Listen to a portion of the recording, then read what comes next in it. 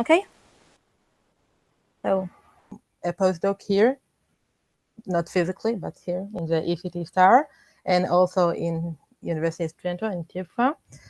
And during the spread of the coronavirus, Professor Francesco Padavera from the University of Trento and myself, we tried to find a way to model the spreading of the coronavirus disease using some statistical mechanics and particle modeling. And in particular, we used Monte-Carlo algorithm to do this modeling. So, as all of you know, and this is kind of why we all not in the ECT Star, we have, where is it? I will now show the numbers. You see I will show the race, right? So starting from January, we have a lot of cases of coronavirus. It started in China, and then in the end of February, Italy started to be in the game. Spain, France, Israel, and then the United States. And actually, when we upload the paper to the archive, I said that in the middle of May, we had 5 million cases. And when we submitted the paper, it was 10 million. And I think now it's already 12 million. So the numbers are running extremely fast. So, and as we all know, many countries try to stop the spreading by imposing lockdown, case isolation, forcing social distancing, and etc., etc. And what we did here is that we tried to use the Monte-Carlo algorithm to predict both the virus infection, and also we tried to model different lockdown models with 8 different scenarios to test which scenarios have the most effect on stopping the spread of the virus. So in basically, statistical mechanics can use for modeling a lot of biological and medical problems. And of course, now with the spreading of the coronavirus is one of the most research that's done in the world. And what we did, we used the probability of a person to be infected, and then we try to model that using the Monte-Carlo algorithm, which a Monte-Carlo algorithm is a statistical simulation that can help us to solve a very complex problems, both physical and mathematical. So I, the one who less introduced to the Monte-Carlo, the one way to demonstrate what is a Monte-Carlo is if we want to estimate pi. For example, if we have a square of 1 over r, then it should be the surface of it should be 1. And if we want to see how would be the surface of 1 over 4 of a circle, in it should be pi over 4. So what we can do, we can just have two random number, x and y, and see whether or not the square root of x square plus y square should be less than 1. And if yes, then we count this event, and if not, we don't. And then we repeat it a lot of time. And you can see here in the simulation that after a long time, we just cover the whole surface that we need to estimate. And then we can say that the number of events divided by the total number after a long time converge to pi over 4, and you can see here in the simulation. So what we do is we actually use a lot of random number for many times, and then we converge to what we wanted to calculate. But if we want to estimate the spread of the coronavirus, then we need to have some data, like real data. So we talked a lot with Professor Juan Miló from the Vanchen Institute, which they kind of summarize all the known data on the virus on their website. And it's summarized here in this slide. And what is for us the most interesting is, you can see here, here. So the most interesting thing that we were interested of is, first of all, what is R naught? Is the basic reproduced number. So how many people one person can infect? And the second ones are the numbers for the infection. For example, how long it takes to a person to start to infect, which should be on the third or fourth day. And the infection period spreads from the third or fourth day to 4 or 5 days. We have like a sigma of 1 for each numbers. And another thing that we were interested of is, in the case that a person has a symptoms, how long it takes him to develop some symptoms, which is also, where is it? Here, sorry, which is here. It's also, it's around 5 days. So if a person is infected, it's taking him for 3 to 4 days to start infecting other people, but only after like 2 days of being infected, he started to have some symptom, which is kind of, we use that in our simulation. So what we did, we use the probability of a person to infect another person by the sum of all the people, like the sick people around him. So the probability of a healthy person, which we denote with I, to become sick, is a daily probability. We did it for every day, which is a sum of all the sick people around him in a specific area. Like, so we have to sum over all j.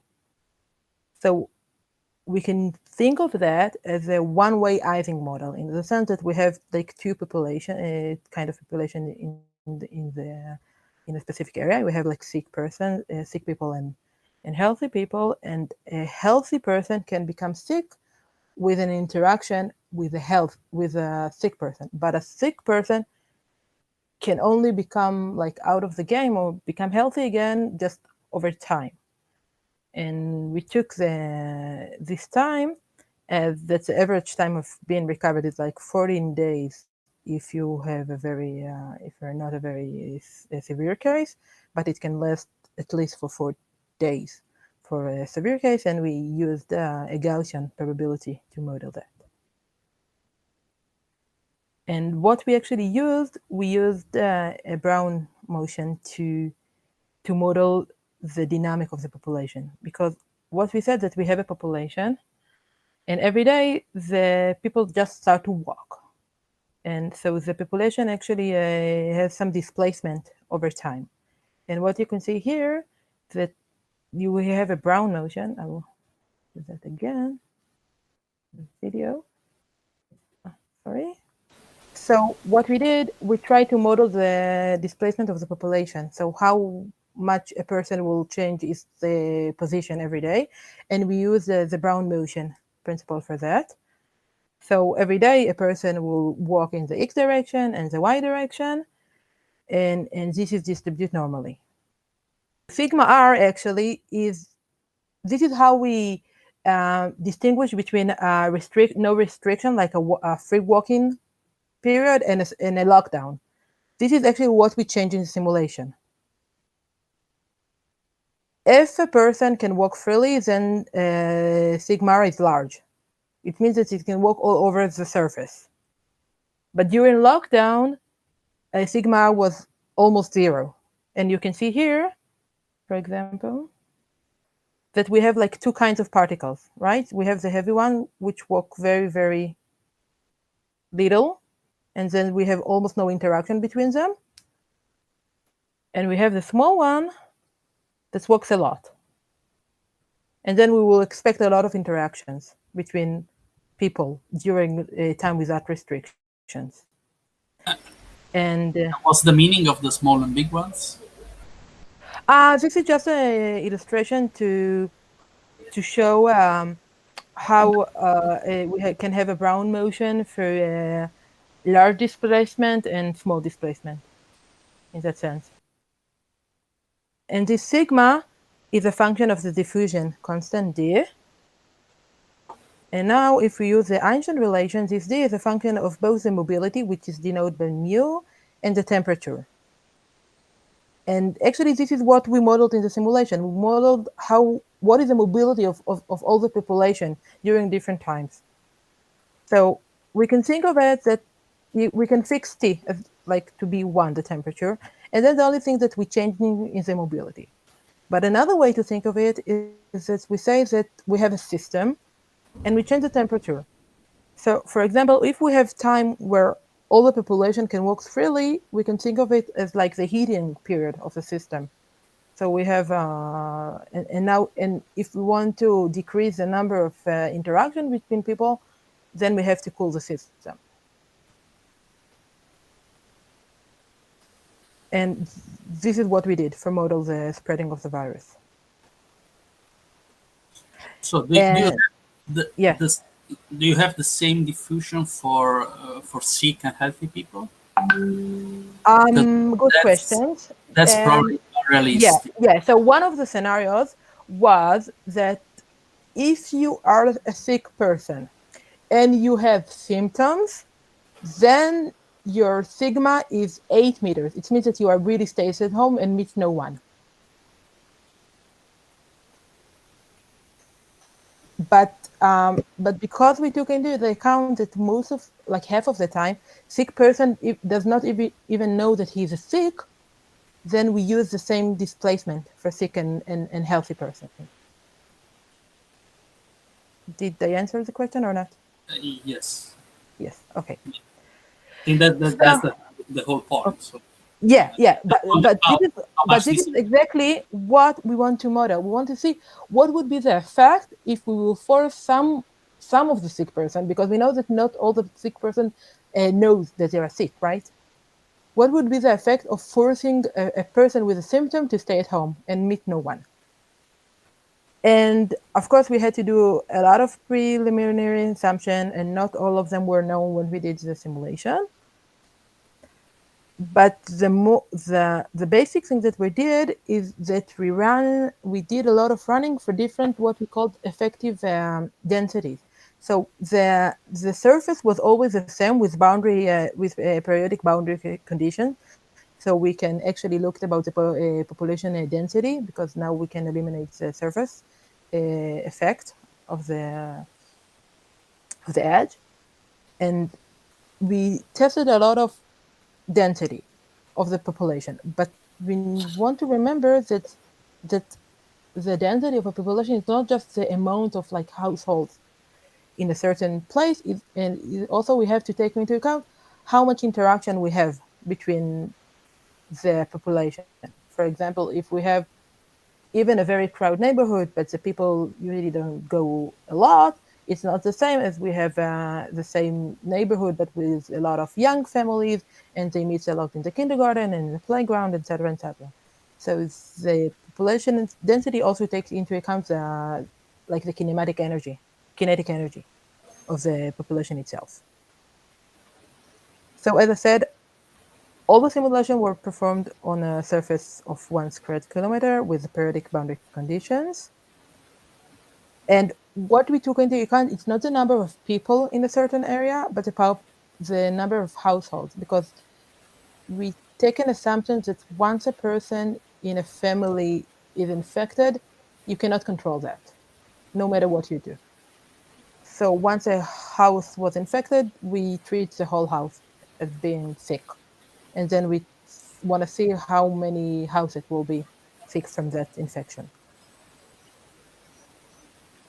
So we had a lot of parameters. So the recovery time is spent between 14 days to 40 days, depends if you have severe cases or not. The probability of to be in fact, it is a Gaussian probability, which is a function of the distance between a sick person and a healthy person and all the sick person around him.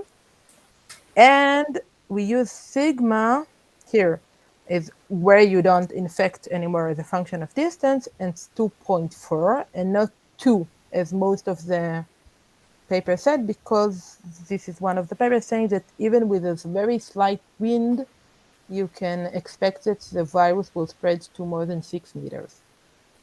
So we used a bit higher estimation for the distance for the virus to be spread. When we impose social distance between people, we said that people should be at a distance of 3 meters between them, like in the street or in the shopping. And what you ask, once we impose a strict social distance, then it means that if you are sick and you have symptoms, then you have to stay at home. And we translate that to 8 meters of distance between all the people. And we estimate the time to develop symptoms, which we need that for the strict Yeah. social distance is 5 days. Sorry, what is F and psi that you slide? Okay, yeah, I'm sorry. Okay, F, I forget. For each probability of infection, we also took into account that some of the people are silent carrier, which means that they have no symptoms at all, and their ability to infect other people is less than people who will have symptoms or is pre-symptomatic. And we estimated that by half. This is by with talking with Professor Warren Miller. And because we repeat the simulation for each day, we took into account the fact that some of the people will probably go out more than one day, more than one time at a day. So this is N out. So how many times you meet people during the day. And Xi is a number that we added. It's a random number, which makes the simulation random. So you have a probability, and then we added a number for being like a random process. Well, so I'm confused because I mean that would be a probability, so this would be already a random process, isn't it? Yes, but if the probability here is 1, Xi is random between 0 and 1. Okay. So if the probability here is 1, doesn't matter. You will be sick anyway. But if the probability is half, what means the probability? Because the probability should be like 0 or 1. You can think of it as just rounding the number, that if the probability is like more than half, it's going to be 1. And if it's going to be... If a probability to be infected from a person, for example, is 0.3, how would you model that? That you just add in a random number, and then if you add in a random number and then it's more than 1, then you get 1. And if less, it's... And then for 3 out of 10, you would get that the person was infected, and for 7, he wasn't. Okay? Or P can be only like 1 or 0. If you have 0, then you stay healthy, and if you have 1 or more than 1, you are sick. But if the probability, for example, for infection is 0.2, then I have to find a way in which every 5 times a person would be sick. Okay? So so the infection period is between 3 and 7 days. We have half of the population is asymptomatic with less chance to infect other people. For each household, we have estimated that some of the people in the house will be sick inside the house, and this number does not change whether or not we have a lockdown. And for some scenarios, we took into account that a person can be sick just for like the air without knowing that he had an interaction, what is like spontaneous infection. And we changed the displacement of how people can change their position in the during lockdown and not lockdown. And it's here you can see that during lockdown it's a very, very small number, so we can cool the system, but without restriction, people can walk all over the surface and meet as many people as they want. Sorry to interrupt again. How you define the household? I mean, what's the meaning? Like each person like goes back after a day, or I mean, what? I model that a certain population has certain number of households, and the infection is from each household. But if I want to test how many people are in, and all the calculation are actually for a household, and not the number of households, and not the number of the total number of people in the city. But we need to take into account that if we have a household with more than one person, and now all the house is infected, then the chances of this house to infect another houses is bigger than a person who does not infected anyone in their house. So this is also something that we had to take into account. So how strong, for example, is the infection from your house, and other how strong it can infect another household. I'll just like give you an example from here. Right? If I here have like 3 kids and each of them is a different kindergarten, then I can infect 3 different kindergartens. What we did that we tested 3 different types of lockdown, and we know that we can test a lot of different models, and by not very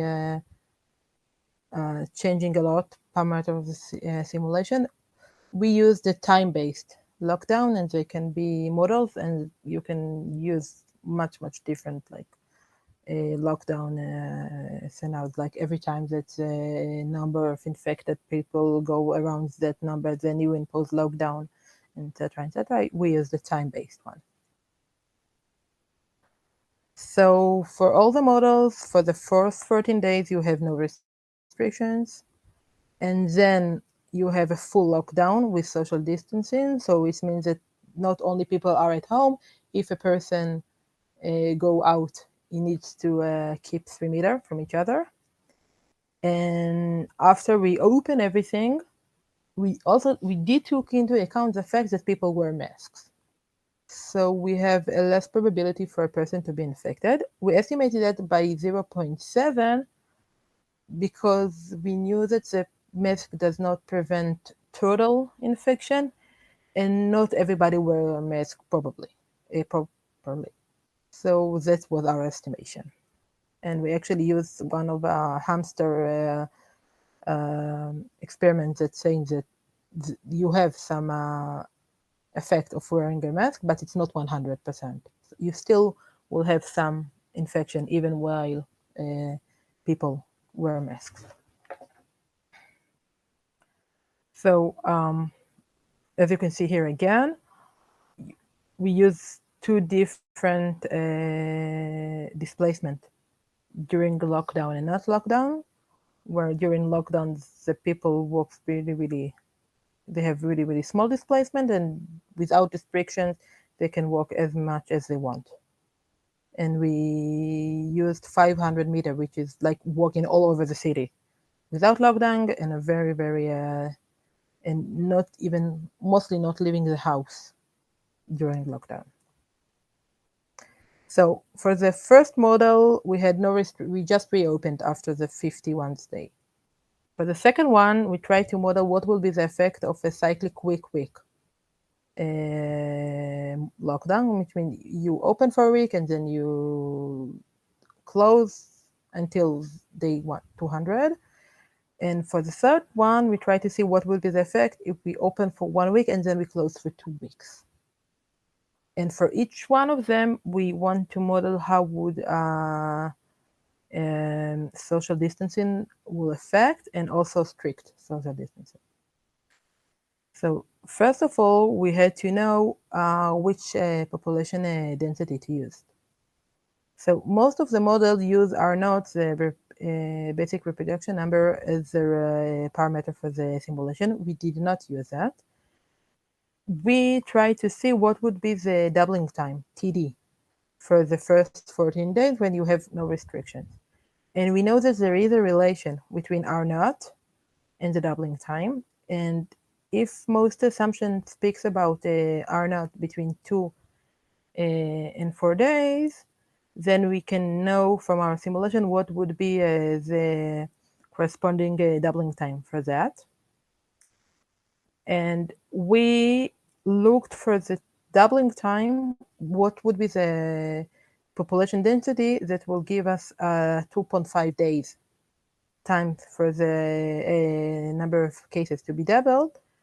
and that would be 1.1, more than 10,000, more than 10,000 households per square kilometer, which is very high, but it's still more dilute than like a classroom or a concert or the places where we know that most of the infections are actually occurs.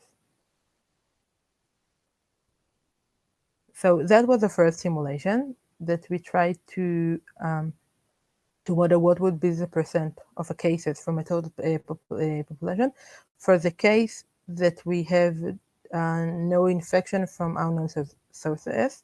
And what we can see here is that the blue one is when we just open everything. The red one is a week cyclic pattern, and the purple one is from the cyclic 1 week, 2 week pattern. And the error bars are from the fact that each simulation we ran it for 100 times to see what would be how the simulation is robust. We had all the time we had the same initial condition, but because this is a random number procedure that we wanted to see how it's sensitive to different runs.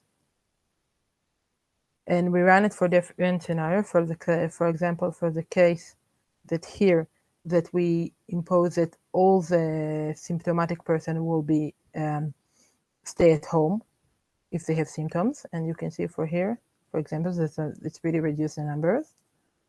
And we can do the same, for example, for the case that we have some infection from unknown sources, and also with a strike social distance.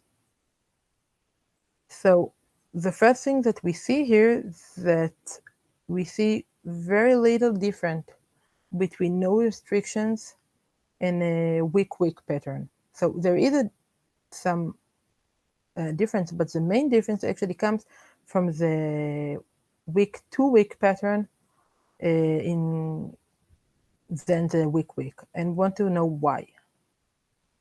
So here we have an inset of what happens of the first time of reopening. So we have 3 models. And for all the 3 of them, for the first 7 days, everything is open, you see here. So we have an increase in the total of number. So what happened next? We have one model that the number just keep going, right? This is the blue one. And we have 2 different models when the numbers still increasing because we have some infection period and the rate is much slower, but the number is still increasing, but much slowly. So what happens after 7 days? After 7 days, then we will see decrease in the number of active cases because people start to get healed and people cannot contain anymore. But what happens then? If we just after a week we will reopen again, then the number would not decrease. They will just go up on and on. And we see here that we get some stabilization in the number of active cases after 10 days. So if we wanted to use a time pattern, like a time pattern, in order to really decrease the number of cases in the city, we used to have at least 10 days of lockdown. And actually there was a paper in the beginning of April that suggested that we all will move to a 2-week cyclic model. It means that for each 2 weeks, we will be out for 4 days, and then 10 days, everybody will be in lockdown. And we tried to model that, not a week to week, but a 10-4-day pattern. And we can also see here that every time we change a bit the displacement of the people in the city, but we can see that even without a strict social distance, which is here and here, we can really control the number of infected people. And if we combine that here with a strict social distance, then we'll have a very low number of sick people in the city. And actually, this pattern can control the spreading of the virus, even with infection from unknown sources. So now I want to show some real data. I'm showing Israel because we have a very distinguished second wave. So as you can see here, the first patient was around here in the end of February.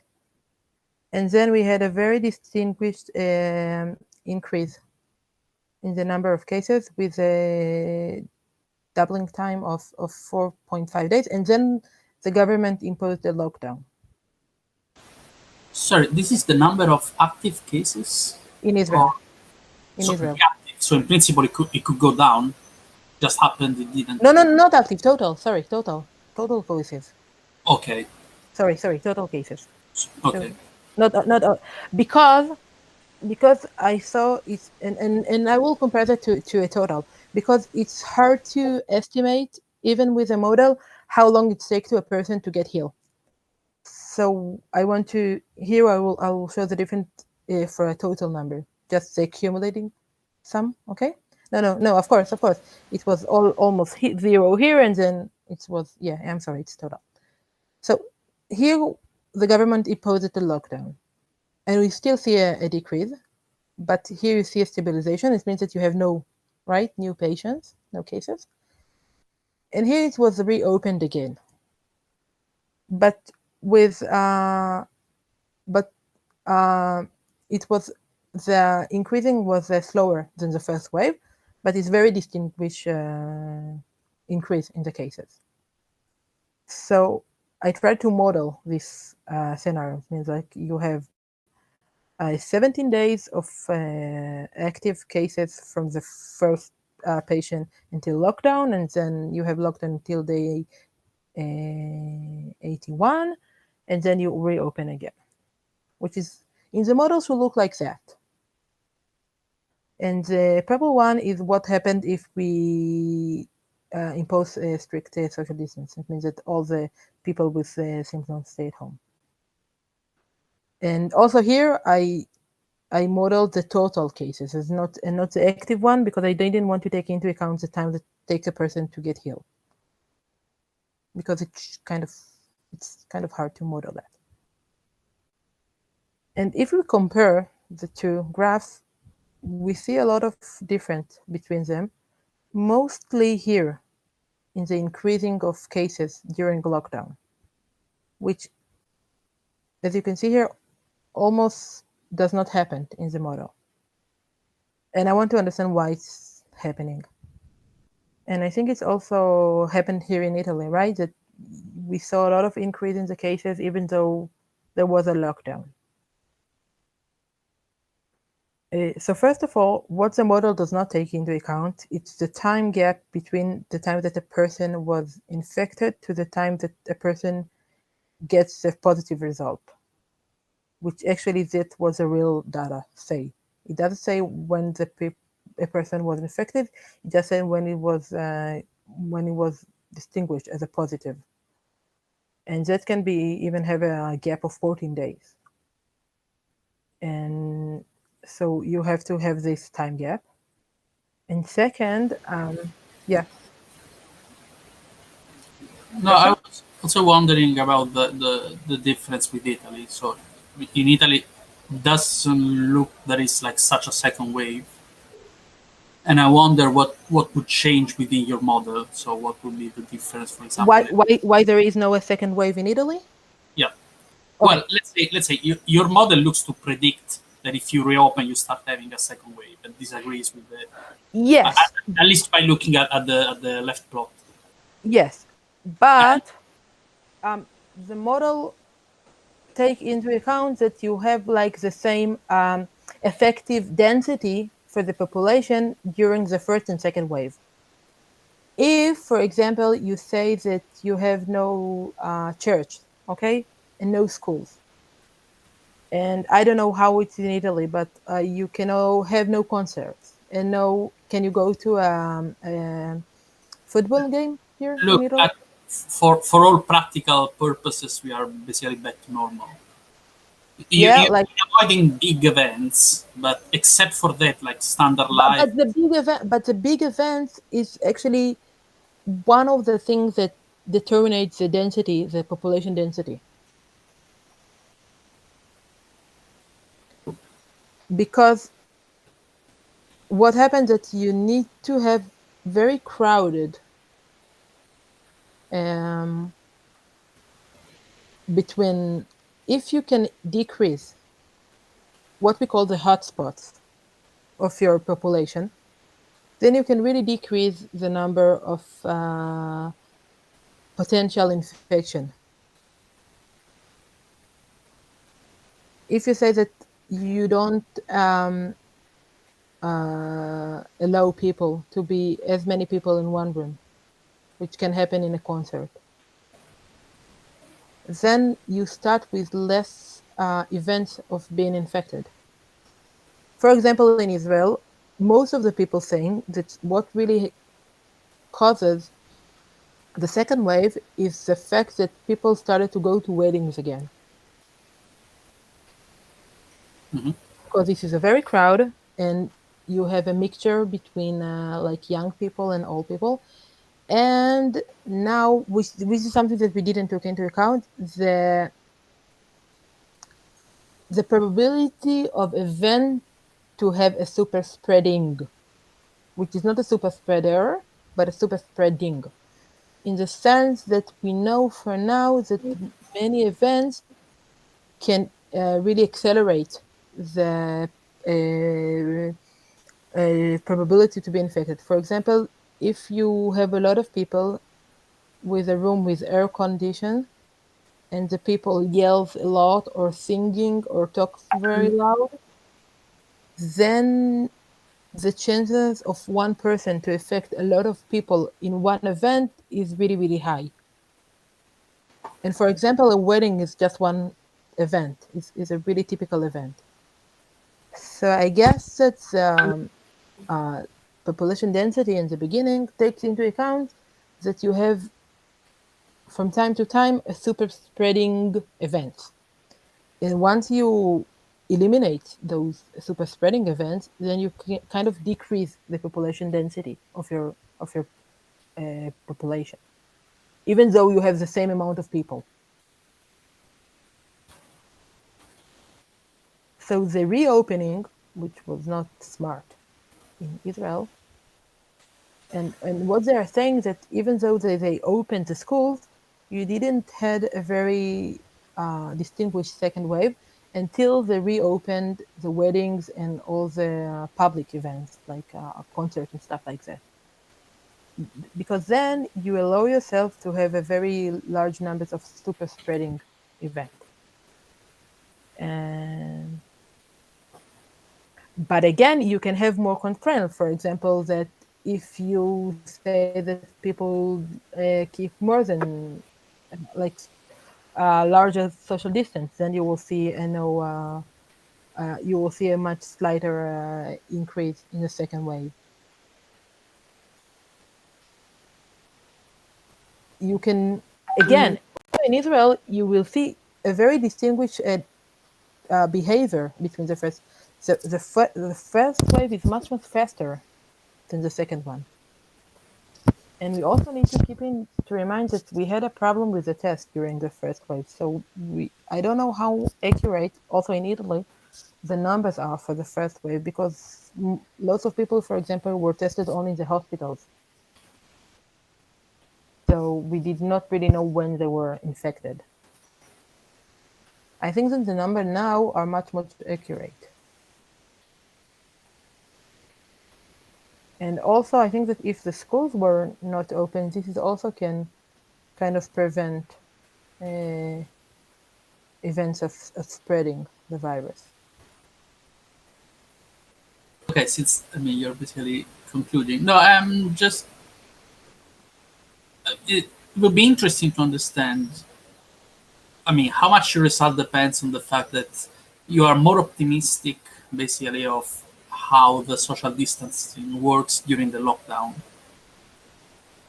So your model versus the data, lockdown is much more effective. Yes, and we can also have, but we can also model, different lockdown.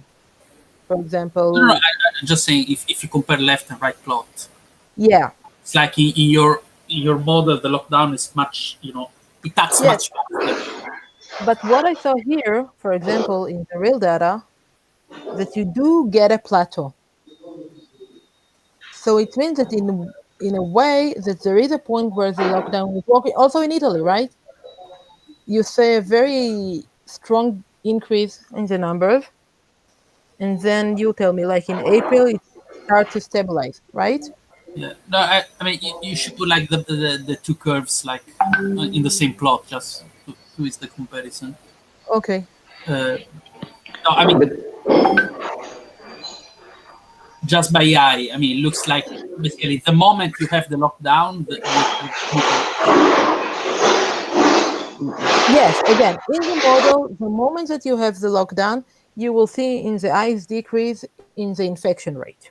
Because the model, my model, but we can edit, does not take into account, for example, the time where a people go to be tested and then how long it's going, the test came back positive, which happens in real life, right? Mhm. You can see here and here, for example, I know that around here in Israel, they really increased the number of tests, which also can decrease the number of positive cases. Here, by the end of March and the beginning of April, they started to decrease the number of tests, which also changed the rate of the effective cases, of increasing the effective cases.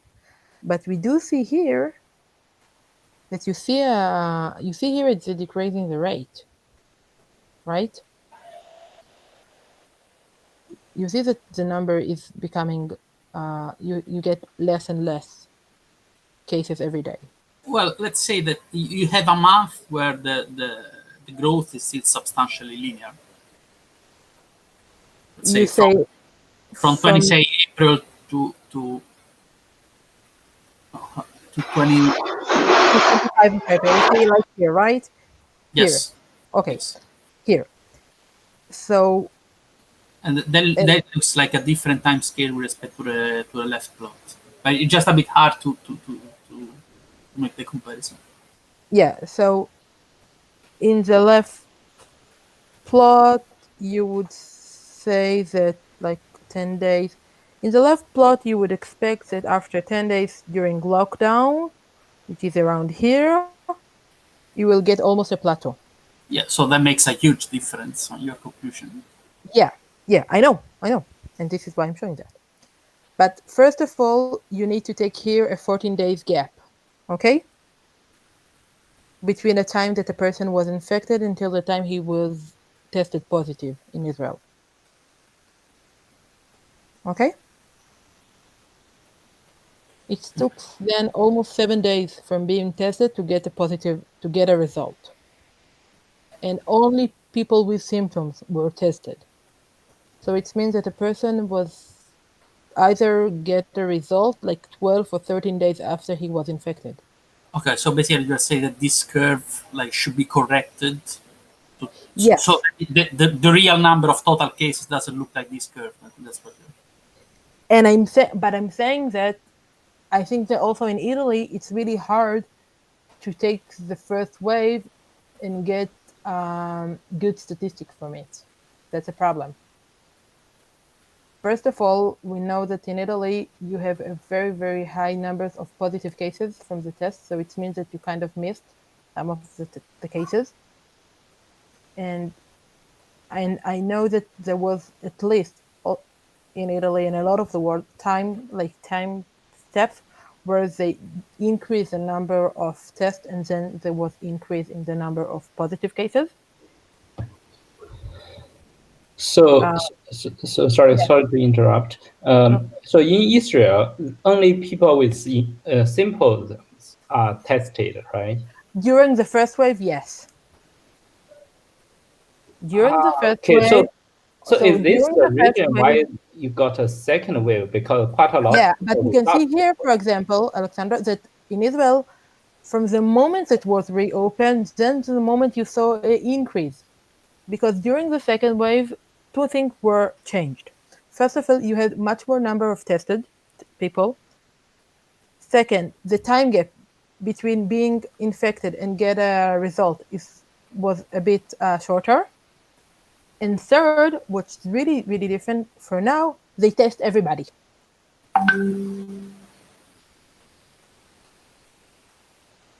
So Yeah, I think that the centers are different, so that's why you have your second wave or something like that. But because now everyone that was saying that he was near to a positive case can be inspected whether or not he has symptoms.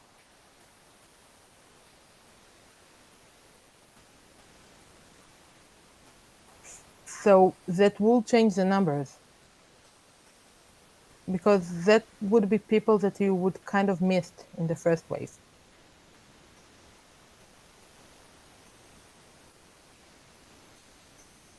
And also during the first wave, I think that they changed definitions of the symptoms between the first wave and this. For example, losing the taste and smell was not a symptom during the first wave, and it's really a symptom now in the second one. So this can also change the number.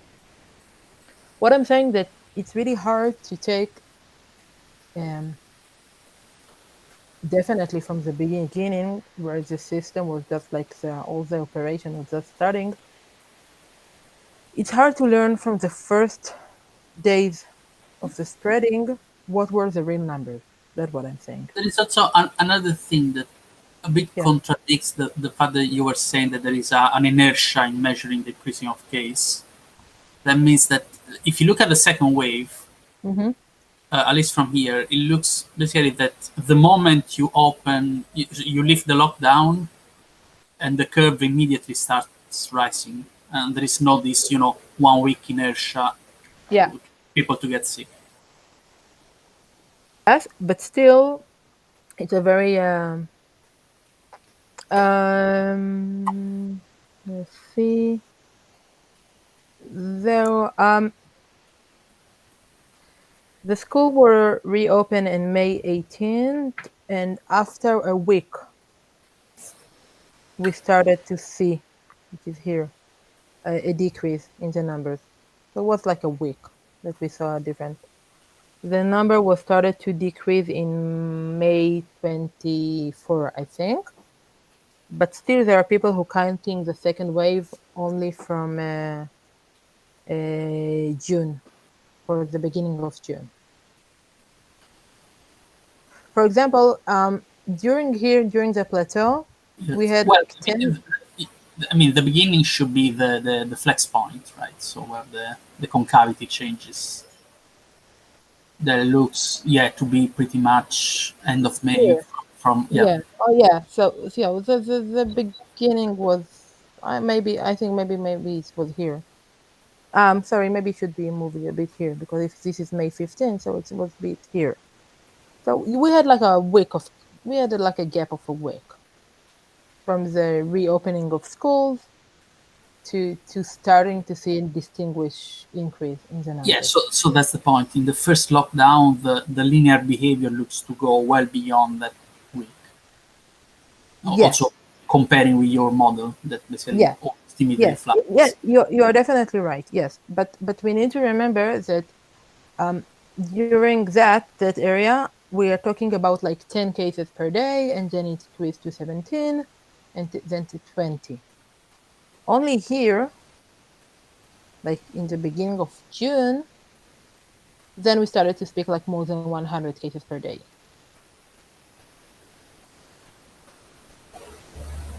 So the question whether numbers of less than like 50 cases per day can be counted as a wave or not.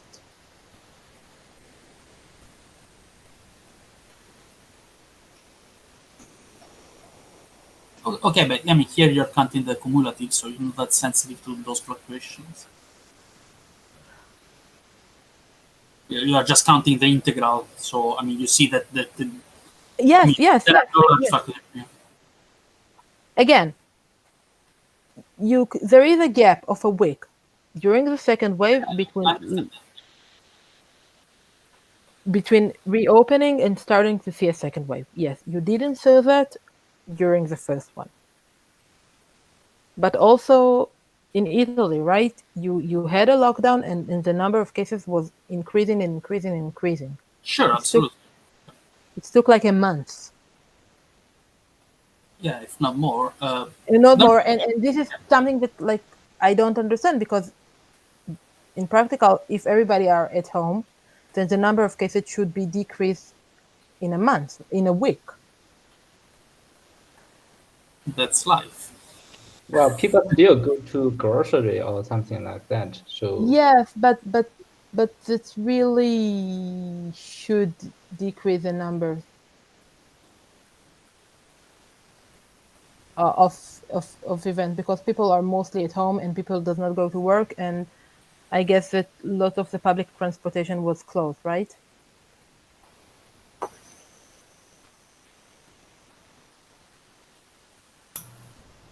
But I guess you can still infect your family members and that takes some time to show up.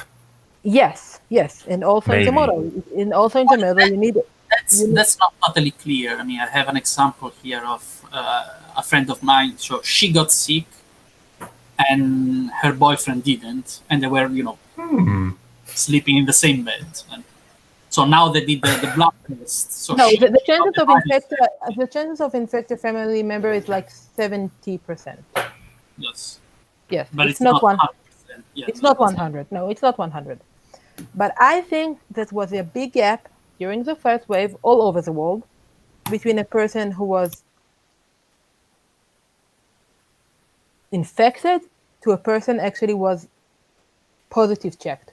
Because if during the first wave you were positive, like checked only if you were a very severe case or had symptoms that get worse, then it could be more than 2 weeks than the time that you were infected. And you can see, that gap in the data.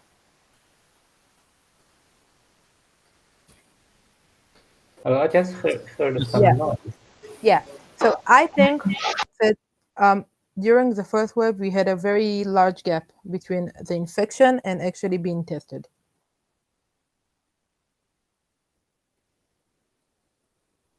Then it means that we can move the lockdown around here, almost. And that is more like the model. And also myself, may I Yeah. ask? So it looks from, so let's say if I can get a small conclusion from what you are presenting, you were saying that if you reopen, then basically opening schools doesn't seem to have to lead to a huge increase of cases. I mean, it looks like kind of a safe procedure, but doing big events like, I don't know, sport events or a wedding or a concert, where people from, let's say, from different sources are getting together, this seems to be a problem. Right? That is the conclusion here in Israel, So that could be, let's say, I'm trying to understand. It seems that more or less, I don't know, it could be that, the social distance, or I don't know. Okay, maybe kids are not getting so close together in a class. I don't know, with the teachers it's in a really, school compared to a big sport event. But yes. also the reason could be that, I mean, I'm just trying to think why this is happening, that kids, basically, it's the same group of kids that follow the activity every day. So it is like, like a small lockdown, because you just have the same kids every day. While in a sport event, you have people coming from all sources, from different communities get together. And then, these people, then they can spread it to different directions. I'm just trying to find the... It's all of that. First of all, we know, and I know from home, because my kid was now at home for a week, because he was exposed to a kid in his kindergarten, and all the kids and everybody were tested negative, because we have very, very few cases of he's 6 for small kids to infect. So that first, even in a high school, you can infect the same people every day, right? But what happens when you come to a wedding? Then you have a mixture between old people and young people. And then each of them can go and then infect his whole area again. And the main conclusion here in Israel, and this is why we are kind of working to a second lockdown, is that the breakthrough or the main point were not when reopening schools, but having weddings again. They're saying that all the conditions that we are here now in Israel is because they allowed people to have big weddings again. And again, a wedding is a place where people yelled, also in a sport event, right? When you yell, think of a basketball game where everybody in a hall closed and everybody are yelling, and we know that the virus spreads with yelling and singing and shouting with a very small and crowded room with air condition. So that can be, for example, here why we have here a very huge decrease in the numbers. Yeah, I don't know, correct me if I'm wrong, but if I remember, that was one of the, I don't know, Alessandro, maybe you know better than me. I don't remember, like in the beginning in Italy, in the very first cases, there was a big match somewhere in Brescia or if I remember. In Bergamo. Yes, there was in Bergamo, right? in Bergamo, yeah. Yeah, in And Bergamo, also yeah. Okay. And also think of what they think about the super spreading that was in the hospital in North Italy, right? If a person was there in a small room, which is like the ER, and he coughed a lot. Yeah, no, but well, that was more complicated. So, at certain points, because here you're not taking into account how the healthcare system reacts. Okay. Yeah, but Locally, at a certain point, there were so many sick people in the hospitals that they had to put them somewhere, and they put there in how you call them, RCA. I mean, these retirement houses. But So also, retirement houses is a very, very bad place for us, and a very good place for the virus to spread, right? no, that's the point. So they did worse. And mostly if we had a retirement house with a shared dining room, for example, where all the people meet every day and eat together, then giving each of them, the food in his room and not. So what we can do is to minimize what we call the hotspots of the population. So just preventing the big events can really decrease the number of active cases. Because in Israel, they are saying that opening the school, at least until fourth grade, would not really change. Would not really change the number of active cases because it not affects a lot. But the weddings and the sports events and the concerts, that can really make a bad difference on the behavior.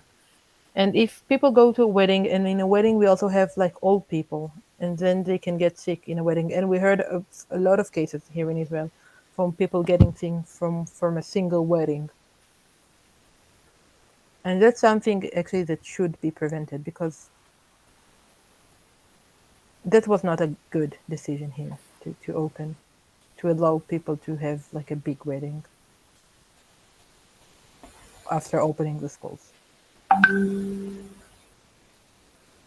Okay, more questions?